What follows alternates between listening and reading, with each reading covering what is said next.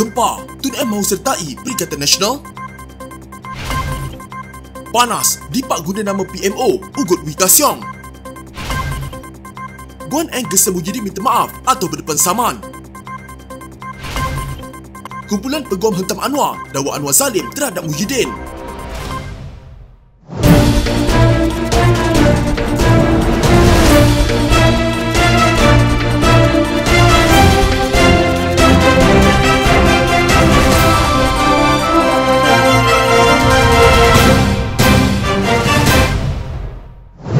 Gerakan Tanah Air bersedia untuk menyertai Perikatan Nasional untuk membentuk gabungan Melayu terbesar di negara ini. GTA terdiri daripada Parti Bumi Putera Perkasa Malaysia atau PUTRA, Depan Malaysian Islamic Front Berjasa dan Parti Perikatan India Muslim Kebangsaan IMAN. Utusan Malaysia yang memetik sumber GTA berkata, PUTRA juga akan menjalani pertukaran nama kepada GTA pada Perhimpunan Agung Tahunan parti itu bulan depan dan melantik Dr. Mahathir Mohamad sebagai Presiden. Baru-baru ini Presiden PAS Abdul Hadi Awang ada mengadakan pertemuan tertutup bersama Dr. Mahathir selepas Menteri Besar Kedah Muhammad Sanusi Makno turut berjumpa bekas Perdana Menteri itu. Perbincangan mereka adalah ke arah perpaduan antara GTA dan Perikatan Nasional sebagai satu permulaan kebangkitan Melayu berkuasa pada pilihan raya umum ke-16. Kata sumber itu seperti dilapor. Menurut sumber itu lagi, GTA tidak akan bertanding dalam pilihan raya negeri akan datang tetapi akan menyokong Perikatan Nasional di 6 negeri yang terlibat. Sumber itu menyatakan harapan bahawa Perikatan Nasional akan mendapat sokongan Melayu dalam PRN kerana sentimen politik semasa adalah antara senario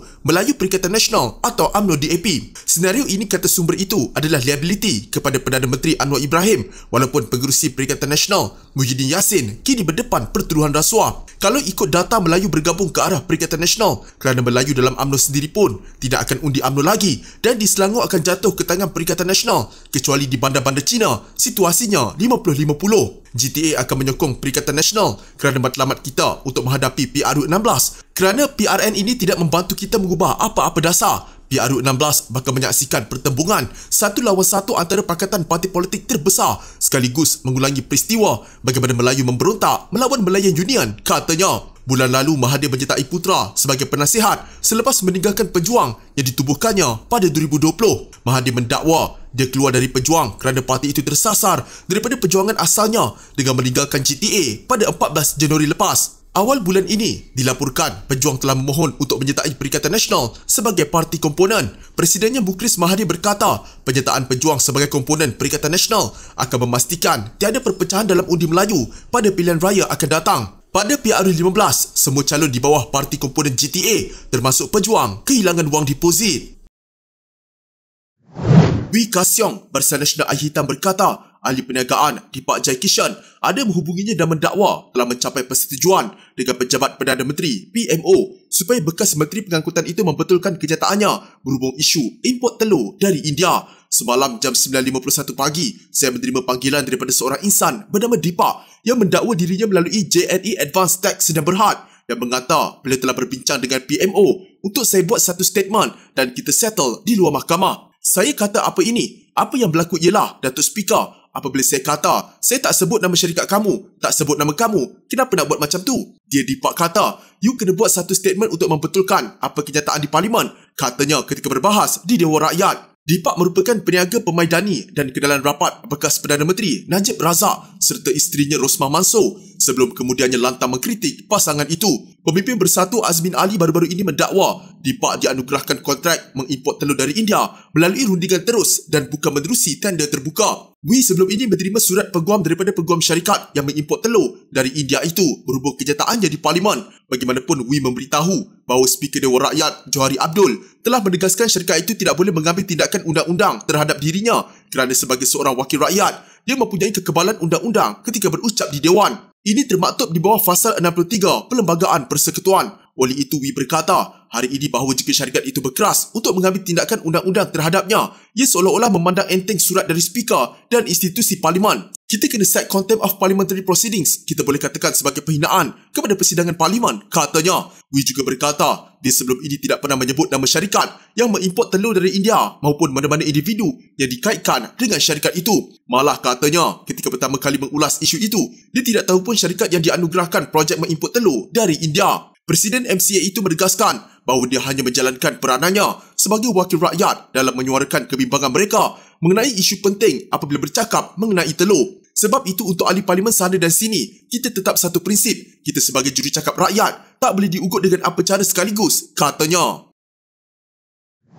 Lim Guan Eng menghantar surat tuntutan memohon permohonan maaf daripada Muhyiddin Yassin berhubung dakwaan bekas Menteri Keuangan ketika itu telah membatalkan status pengecualian cukai untuk Yayasan Al-Bukhari. Peguamnya, Guok Ngek Siong, mengesahkan bahawa surat tuntutan itu telah dikeluarkan bagi menuntut bekas Perdana Menteri itu supaya menarik balik tuduhannya dan membuat permohonan maaf secara terbuka dalam tempoh 7 hari. Menurut salinan surat tuntutan yang dilihat oleh Malaysia Kini, ia telah diakui dan ditandatangani sebagai diterima oleh pihak Muhyiddin. Pada 11 Mac lalu, pengerusi DAP itu memberi tempoh kepada Presiden Bersatu sehingga hari ini untuk memohon maaf kerana mendakwa dirinya telah membatalkan pengecualian cukai kepada Yayasan Al-Bukhari semasa dia menjadi Menteri Keuangan. Menerusi surat tuntutan yang turut dimuat naik ke akaun Facebook, Lim menuntut Muhyiddin memohon maaf berhubung 3 kenyataan yang didakwa berunsur fitnah. Kenyataan pertama dihantar ke akaun FB Muhyiddin pada 10 Mac, manakala yang kedua adalah kenyataan media yang dimuatkan di akaun media sosial yang sama pada 11 Mac dan yang ketiga ialah kenyataannya kepada wartawan pada 12 Mac.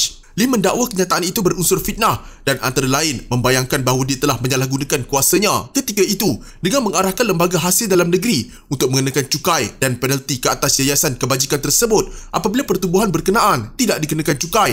Lim bukan sahaja menafikan dakwaan itu, malah mendakwa ia berniat jahat dan memotifkan politik dengan niat untuk memburukkan imejnya dengan menggambarkan dirinya antara lain sebagai resis dan anti-Islam. Katanya sejak beberapa dekad menceburi politik secara aktif, dia telah membuktikan melalui tindakan dan tingkah laku yang mempertahankan hak setiap kumpulan etnik tanpa mengira sebarang kepercayaan di Malaysia. Selain kata dua dalam 7 hari untuk penarikan balik dan permohonan maaf dengan syarat-syaratnya yang akan ditentukan kemudian, Lim juga memohon jaminan bahawa Muhyiddin tidak akan mengulangi dakwaan berkenaan lagi. Lim juga mempelawa Muhyiddin untuk mencadangkan sejumlah pampasan yang akan dibayar kepadanya tertakluk kepada persetujuan oleh Lim. Katanya bahawa sekiranya tiada jawapan yang memuaskan diterima dalam tempoh 7 hari bermula dari hari ini, maka peguamnya dari firma guaman Guok Partnership akan memfailkan tindakan undang-undang di mahkamah dalam bentuk urit saman untuk mendapatkan remedi yang sewajarnya.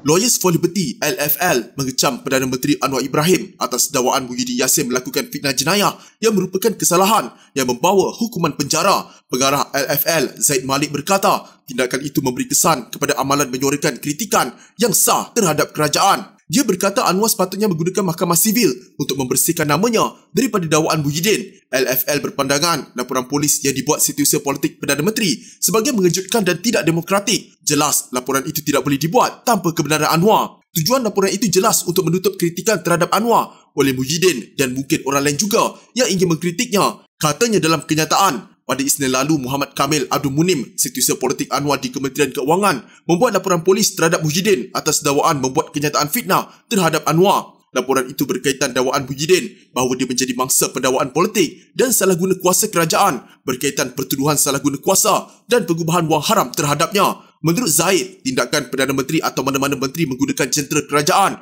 untuk menghalang sebarang kritikan dan mewujudkan persepsi negatif seperti yang disebut Muhammad Kamil adalah zalim, tidak mengikut undang-undang dan bertentangan dengan perlembagaan.